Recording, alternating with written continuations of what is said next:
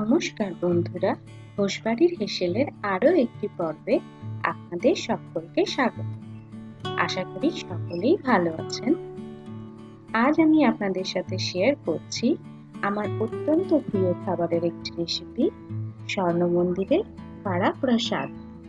যারাই অমৃতসরের স্বর্ণ মন্দিরে গিয়েছেন তারা নিশ্চয়ই এই কাড়া প্রসাদ খেয়েছেন।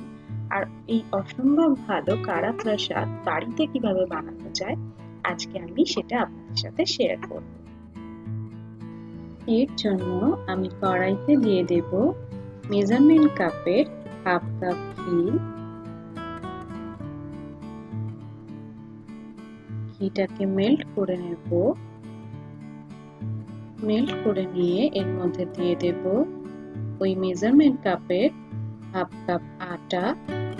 দিয়ে অনবরত নাড়াচাড়া করতে থাকবো যাতে আটার মধ্যে কোনো রকম লাম্পস না তৈরি হয়। ঘিটাকে খুব বেশি গরম করা চলবে না। গরম হয়ে গেলে তার মধ্যে আটা দিলে আটা পুড়ে যেতে পারে, তাই ঘিটা মেল্ট হওয়া অবধি গরম করে নিয়ে এর মধ্যে আটাটা দিয়ে দিতে হবে। নাড়াচাড়া করতে করতে আটাটাকে গোল্ডেন ব্রাউন হওয়া অবধি ভেজে নিতে হবে।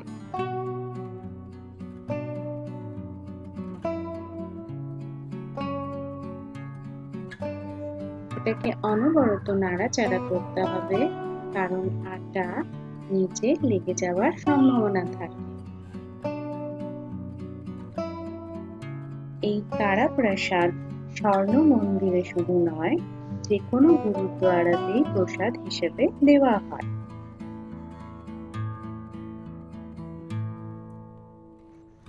এই কাড়া প্রসাদ বা আটার হালুয়া যারা খেয়ে দেখার সুযোগ পাননি তাদের কাছে আমার অনুরোধ, আপনারা বাড়িতে একবার অবশ্যই ট্রাই করে দেখবেন এই সুস্বাদু কাড়া প্রসাদ।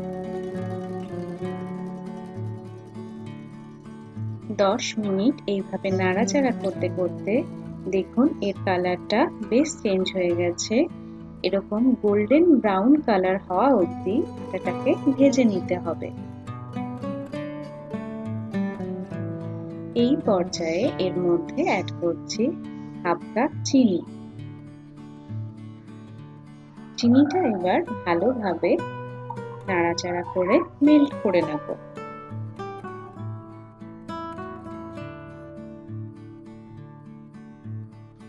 চিনিটা মেল্ট হওয়ার সাথে সাথে দেখুন আটাটাও কেমন ঘন হয়ে আসছে। এই পর্যায়ে এর মধ্যে অ্যাড করব 1 কাপ জল। প্রথমে আমি হাফ কাপ জল অ্যাড করলাম, এরপর আস্তে আস্তে আরো হাফ কাপ জল অ্যাড করব। আর অনবরত এটাকে নাড়াচাড়া করতে থাকবো যাতে এর মধ্যে কোনো রকম লাম্পস না তৈরি হয়।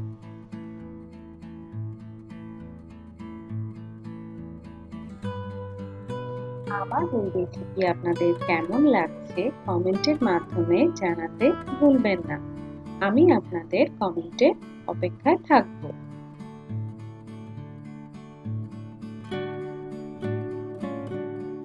এটাকে অনবরত নাড়াচাড়া করতে হবে যতক্ষণ না আটা থেকে ঘি ছাড়ছে আর এটা একটু ঘন হয়ে যাচ্ছে।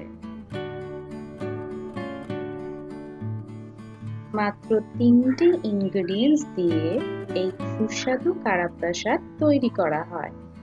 আর জলের পরিমাণটা আপনারা যে পরিমাণ জিনিস নেবেন তার থেকে ডবল পরিমাণে ব্যবহার করবেন, তাহলে এই সুস্বাদু কাড়া প্রসাদ আপনারা ইজিলি বাড়িতে তৈরি করে ফেলতে পারেন।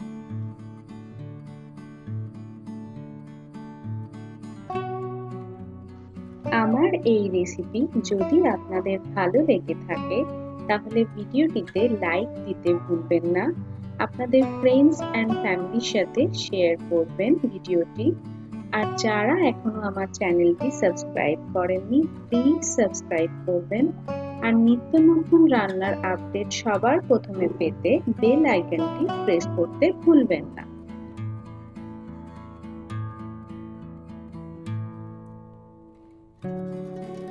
একটু নাড়াচাড়া করতে করতে দেখুন এটা বেশ ঘন হয়ে এসেছে এবং এর চারিদিকে ঘি ছাড়তে আরম্ভ করেছে। তার মানে তৈরি হয়ে গেছে আমাদের কাড়া প্রসাদ।